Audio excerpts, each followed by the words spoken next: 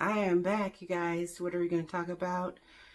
Something that I thought about today. I've been thinking about it actually a lot, but I really want to talk about big box. Actually, let's start with small business versus big box. And literally, it's really unfortunate what's happening to a lot of small businesses. I had a brief conversation today at work, and I can't even remember with who, if it was a customer or a coworker. I think it was a coworker. And we were just talking about all the small businesses that are basically that have been destroyed. And yes, they've been destroyed. I'm talking about the mom and pops, restaurants, just businesses that maybe possibly have been in a family for like maybe two generations, stuff like that. Small businesses versus the big box. What are the big box? I'm talking about all the grocery stores.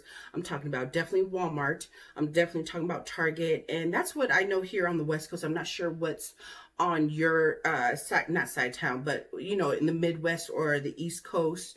Go ahead and leave a comment down below if you know like a big box chain that you know I'm kind of missing. But yeah, I'm talking about all the grocery stores. We're talking about Albertsons, Food for Less, Smith's, Kroger's, what is it? Ralph's. I'm sorry, I'm a lost for words. Even El Super. I'm talking. These are the Hispanic markets. What do we have? El Super and Carditas. I think I'm pronouncing that right here in Vegas. So all the big box stores and grocery stores added on there. And I was just really looking how literally who has made a lot of money in this, you know what? And it's the big box stores. It's unfortunate because I'm not going to rant, but I'm just really thinking, I'm like, how is it possible that you can't go to a small business, whether it be a boutique, a shoe store, and or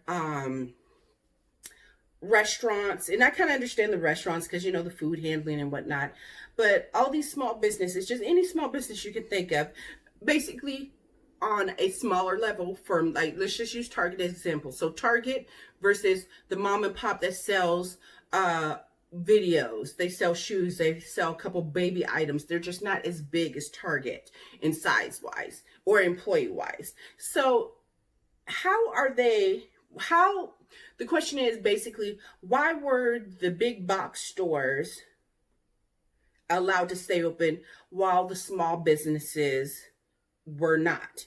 Basically, it just kind of boggles my mind. I'm kind of not lost for words because I can really get going if I want to, but I kind of try to stay very neutral. A lot of things that I've kept to myself, I haven't expressed as of yet, but I think I probably will later on in the year just to see how everything goes. But it's just really unfortunate that a lot of businesses are not going to come back. I wish I would have had the numbers because I kind of just did this video off the cuff because I was thinking, and I just did another one on priority boxing and post office and whatnot. So I thought I would do this one. But if you have a small business, you weren't allowed to flourish. You know how much money these big box stores, let's just talk about the grocery trend because I'm in the grocery industry. Literally March 15th, a report came out and they said basically these grocery stores have made all their profit for 2020 in the first quarter. So January, February, March, they literally made all their money for 2020. So in my eyes, I said, well, basically, so everything past March is icing on the cake. It's the ice cream on the side with sprinkles and brownies and all that good stuff. They're making money. They've already made their money for 2020. They're doing quite well. And another one we can mention is Amazon.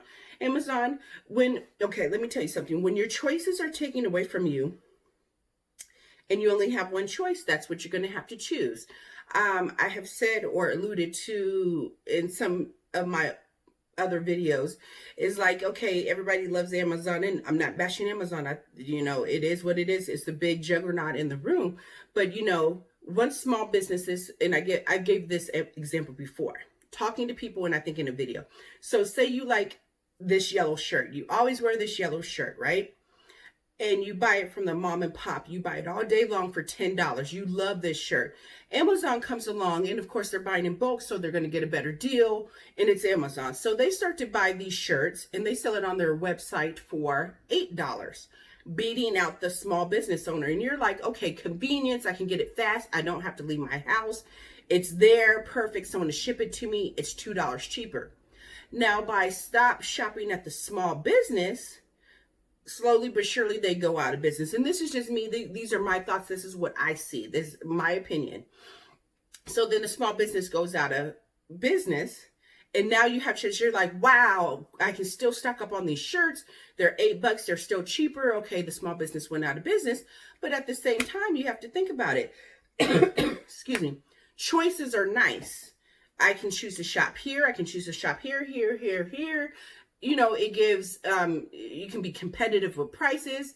That's how business works in my eyes. Once again, just my opinion. We can have a debate, not an argument, in the comment section down below. But that's how it works. So Amazon's around, and you know, the Amazon decides, well, you know what? I think I want to jack up the price. I want the price to be now $12. And you're like, wait a minute. I used to buy those shirts for $10. You sold it for $8, and now you're raising the price. Well, you know what? Now you have no more choices. No more choices to go to the small business, because remember, they went out of business because you chose to go with the big juggernaut. Just saying. So when you went with the big juggernaut, at any time when they decide to change the rules, you have to play the game. And the game is, okay, well, now you love this shirt. You always want to wear this shirt all the time. Now it's going to cost you an extra $2 to get it. I'm just saying. So that's just my thoughts on that. With that being said, yes, I am rambling tonight. I'm bored. It's Saturday. Is it Saturday night? I have no life, so I'm just here, sitting here on the couch in my room doing videos, just kind of bored.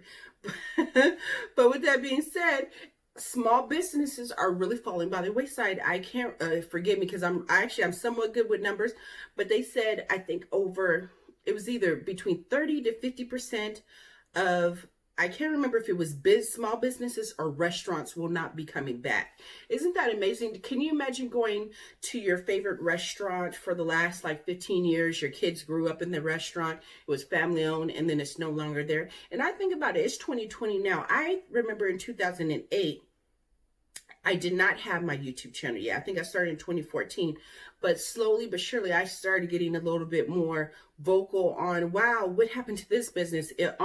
Like 2008 was really bad. There used to be businesses all over the place, and literally I'll be driving down the street. It's there on a Tuesday. You turn around, by Friday, it has went out of business. That's what a lot. Look, here's my whole thing. Wow, someone's calling me, and that totally sucks. And I love it. Oh my God, it's my hairdresser. I am so going to have to decline, but I'm going to tell her to watch this video. I love it. I should put it on airplane mode. So I'm going to decline her and call her right back. You missed a call from yeah. How funny. I'm going to have to call her back. So, yeah, we're going to keep rolling with the video, because you know me, I'm raw. So it's just really unfortunate. And what I was going to say is, go to the mall. Now, I live in Henderson, so I'm over here by the Galleria Mall. Walk through the mall. I've been saying I was going to go to the mall for like the last 3 or 4 days. Look at all these businesses that are going out of business. Oh my God, it's a free-for-all. Some of them, they think I'm a hustler, so I go into stores. I know what the prices should be. I know what's like if it's one of my favorite stores, like I like to whip through Macy's, New York. Excuse me, I'm sorry, you guys, allergies. Excuse me again. Oh, excuse me. Sorry, guys. All these stores are literally, they're bankrupt. They've already filed for bankruptcy. And I said I was going to do a list on all the businesses that are bankrupt. Stores that you go in every day, you probably didn't even know that they, excuse me. Sorry, guys. If you're not paying attention, they're bankrupt. Every day, literally 2 to 3 businesses are going out of business. So I'm thinking to myself, if all these things are these businesses, I'm talking about shoe stores, shoe stores. Payless is gone. I'm giving you examples. Macy's, JCPenney's, Dillard's, Neiman Marcus, I do believe, filed for it. Pizza Hut in conjunction with Wendy's. I didn't know that they were paired together, but I guess that they're like together. So Wendy's also.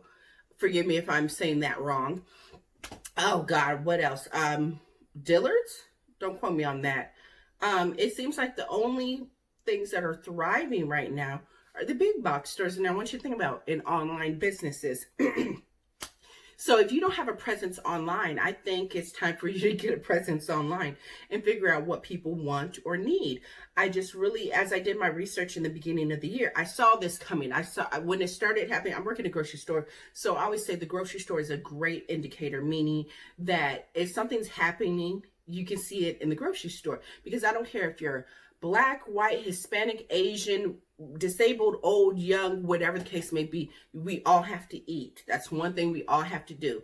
So everybody comes to the grocery store and just to watch the trends, what people are buying, the basket size, what products are on the shelf, what products are not on the shelf, what's always going on sale, what's not going on sale, what's raising in prices.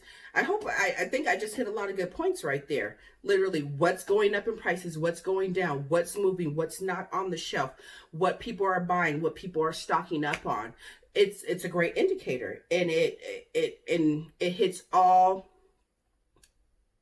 demographics: poor, rich, middle class, rich. And I really think in between those, the middle class is getting wiped out. Pretty soon it's just going to be you got it or you don't. You're just right there trying to float, trying to stay above water, or you're up there. So with that being said, it's just really sad and it's unfortunate all these small businesses are going out of business. But change of